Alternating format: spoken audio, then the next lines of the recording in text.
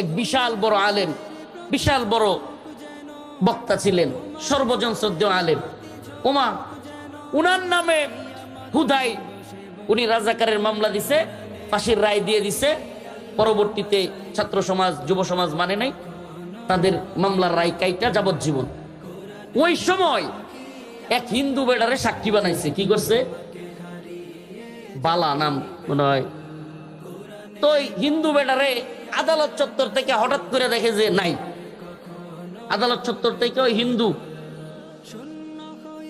যে কিনা সাইদি রহিমাউল্লাহর মামলার সাক্ষী বানাইছে।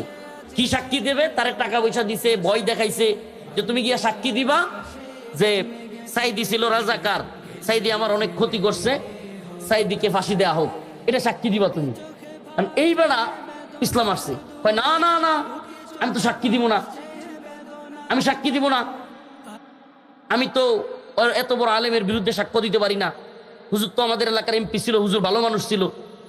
এখন এই বেড়ারে আদালত চত্বর থেকে হঠাৎ করে গুম করে ফেলছে।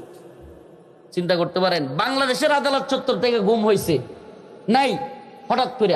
তারে পাওয়া গেছিল কই জানেন? ইন্ডিয়া। তারে কোথায় পাওয়া গেছিল?